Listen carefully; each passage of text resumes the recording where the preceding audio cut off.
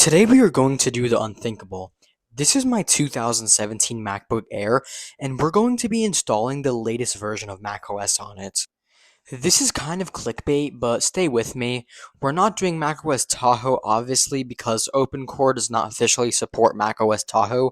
So we're going to have to do macOS Sequoia, but that's close enough to the latest version of macOS. So I'm just going to say we're installing the latest version of macOS on this 2017 MacBook Air that lost support a couple years ago. You're probably wondering, how is this even possible? This MacBook lost support a long time ago. There's no way you're going to just be able to go into System Settings, then go to Software Update and just update to macOS Sequoia. It's not supported, obviously. There's this cool tool called OpenCore Legacy Patcher where you can install unsupported versions of macOS on Macs. All you have to do to find it is just search up OCLP, and you'll come up here to the OpenCore Legacy Patcher website. It's actually really easy to use. This is also what people use to Hackintosh, but not the Legacy Patcher. They just use OpenCore EFIs. But Hackintoshing is a lot more complicated than this. This is simple stuff. Let's get into it. Here's what you need. A 2017 MacBook Air. This is not a total tutorial, but it'll be some like a tutorial, I guess. And then I'll do a full tutorial, and then I'll also make an is the 2017 MacBook Air still usable in 2026?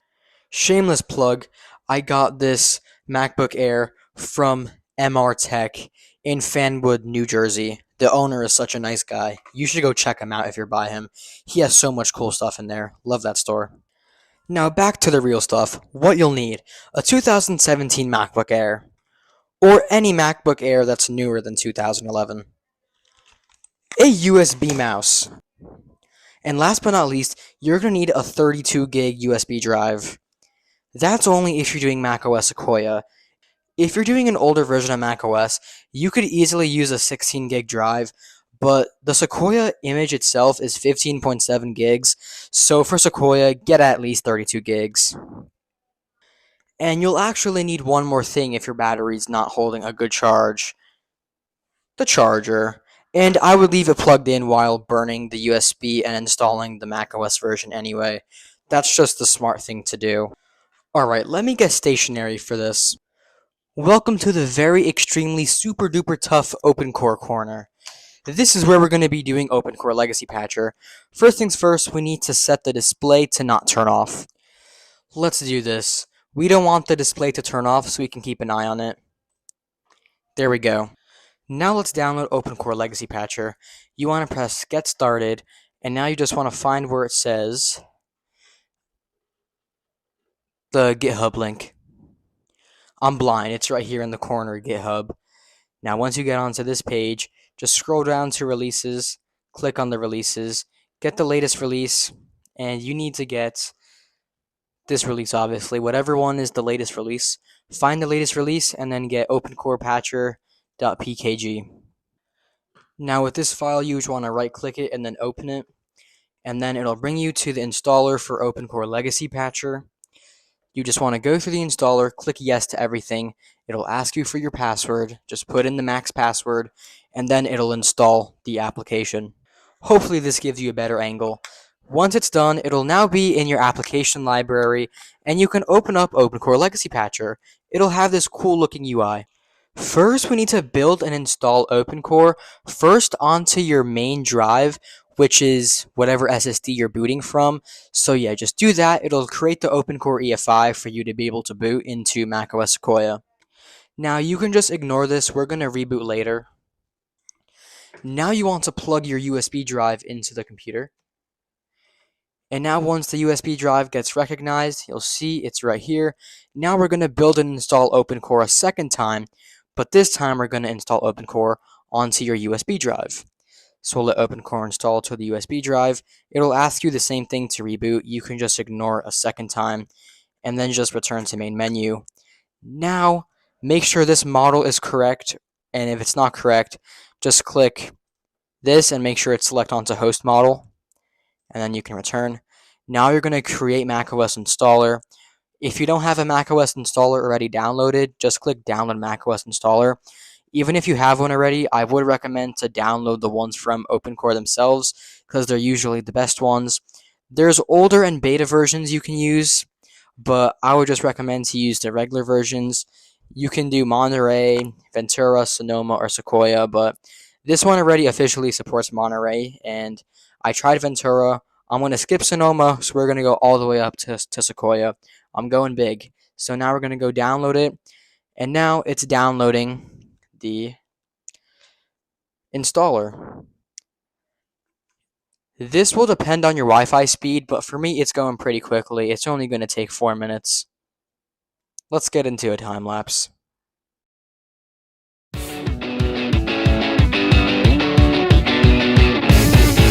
A narrative waste of patches and light. We grew up in the suburbs and we cut all our size. Now just take a look at this directly in eyes. I'm a friend that wrote a pencil bit to the right. A couple more. Here we have it. Our macOS installer is completed being made. Now it's extracting it. Once it's done extracting it, then we are going to start creating our macOS installer onto our USB. But you see how in the corner our USB is no longer there? That's because the laptop ejected the USB due to inactivity. So you just want to unplug the USB, wait for it to finish extracting, and once it's done extracting, just plug the USB back in. Once you start burning the macOS Sequoia onto the USB, it won't automatically disconnect itself because the disk is going to actively be used, while before it was just sitting idle, so it wasn't doing anything. But yeah, I'm just yapping at this point, waiting for this stupid macOS installer to extract. It says it might take a few minutes, so I'll just stop wasting your time and I'll come back after it's done. Alright, and it finished extracting right as I was about to start watching a YouTube video. How convenient. Finished extracting macOS installer. Would you like to continue and create a macOS installer? Yes, I would, thank you. Now we're going to select the local macOS installer. Before you select it, plug in that USB and make sure it's recognized in your corner or wherever you placed it. Now click it, fetching information, click it again, and click yes. This does wipe the entire USB. It will turn into macOS Sequoia, obviously, so it wipes it. So after it's done, you will have to reburn the EFI. So you'll have to do the build and install OpenCore once again onto the USB drive. So yeah. But after you finish installing macOS and you install the post root patches, you won't actually need to have the USB plugged into boot. But for the first installation and the first boot of macOS before you install the root patches, you will have to have the USB plugged in. So just keep that in mind.